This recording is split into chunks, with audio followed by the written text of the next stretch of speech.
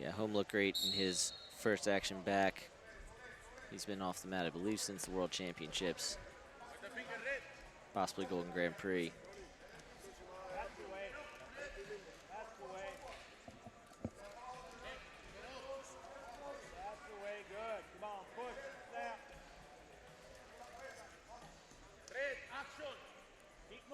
Getting an action for Venezuela.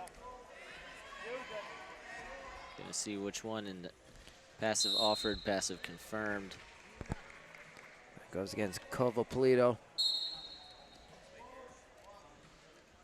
And Brock, this is what gets me excited.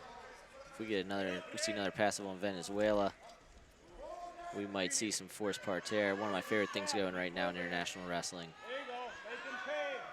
Make him pay. Nice. You know, you see a lot of lifts from the forced parterre situation today. I've seen more gut wrenches, and the big throws have really come from the feet down on mat A today. Passive, again, offered against COVA Pulido, and this will be Holm's choice to put him in the forced parterre. And I actually saw earlier there was one, it was a super heavyweight athlete, 130 kilo, that decided to keep him on their feet. And really, the strategy to that would be if you're not that great in the top position, you can score points by forcing passivity calls against your opponent once you get to the third call.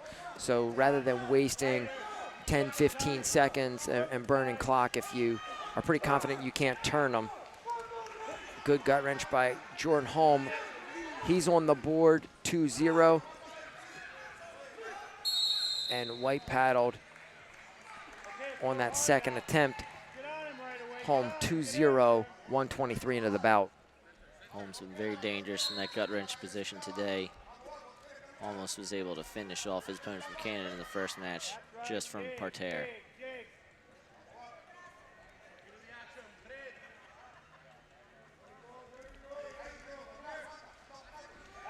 Coming into the day, qualification spots for Rio on the line. In the Greco-Roman division from Pan Am countries, Cuba had two weight classes qualified at 59.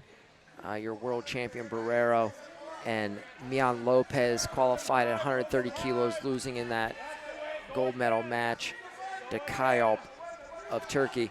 The United States had two weight classes qualified, 75, Andy Bisic, bronze medalist at 75, and then Robbie Smith lost it to Belil Makov in his bronze medal match, but that still qualified him. Or didn't qualify him, it qualified the weight class for the United States. Holm picks up his first passivity, call of the match. Looks like he's trying to get into a head pinch. Nope, he's pummeling in now. Another thing I haven't seen a whole lot of today is the knee fight. That exciting knee fight position to try and hold center. A lot more just upper body stuff today. And now he's got the head pinch going. The passivity was offered against Holm, white paddle by both the judge and the chairman. And whenever you see the clock inside of that 30-second mark, you almost never see the passivity there. But they want to give the guy time to work on top. You don't want to be putting a guy into a forced parterre situation with short time. Yeah, they're going to give him about 10 to 15 seconds every time. And Holm now, one passivity against him. COVA Pulido has two against him. If Holm were to force another passive on COVA Pulido, would pick up a point, would get the opportunity to put him down once again. And this, of course, your first semifinal. Brock, we saw a lot of emotion yesterday out of our semifinalists. This is where, you know, money's made for some of these athletes. Dreams are realized in qualifying for the Olympics. We talk about, we saw the celebrations, but the one that stuck out to me was the anguish, especially Palacio, Grifo, Pru, lost in the closing 9 seconds of the match. He held a criteria advantage, got taken over for 4, by Jaime Espinal. He was beside himself giving up that score with just 2 seconds on the clock. Absolutely, and you know, the confidence that it gave him, if he had been able to hold on a win over the reigning Olympic silver medalist, to put himself and his country on the map in men's freestyle. Snap and dig. Reach around. And you hear the chants of blue passive from the crowd, wanting it on home. Not offered yet, though. That's right. I'm working hard for that Drag. drag. Circling to the left. Watch his left hand. Passivity offered on red. It's going to be confirmed. And he doesn't want to take away Holm's advantage as he had the 2-on-1. That's 1 point up on the board for Jordan Holm.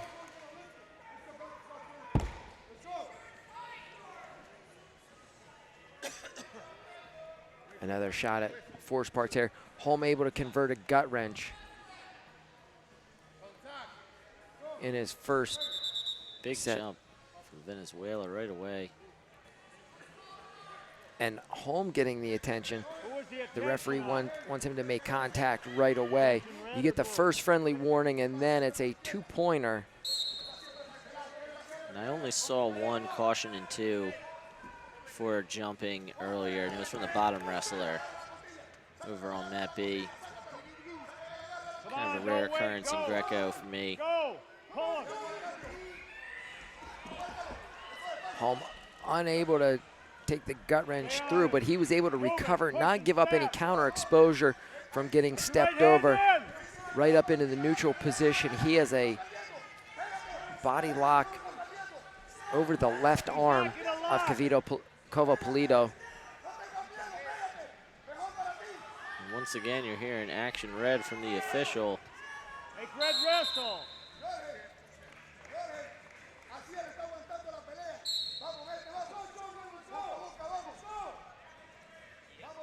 And the referees all day doing a great job Use your legs. Push. speaking to the athletes, 1 working them minute to through go. the match. 1 minute to go. There's a lot more positions that they're going to call attention for in Greco than in freestyle.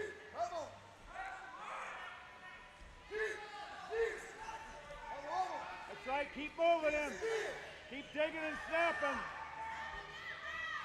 45 seconds here. Trying to get this third weight qualified for America if Holm's able to hold on. You don't need to be in there. Over, under You again. don't need that.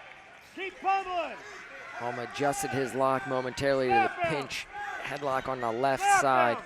His left, the right of COVA Pulido. There you go. Short Use it. time. Use it. Continuing to work that Reach 2-on-1, behind. loses it. Kills a 10 good 5 seconds. seconds there from Holm.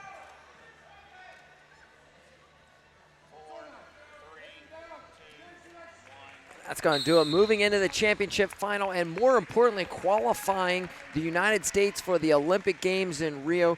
Jordan Holm with the 3-0 decision over Jorgen Jose COVA Pulido of Venezuela.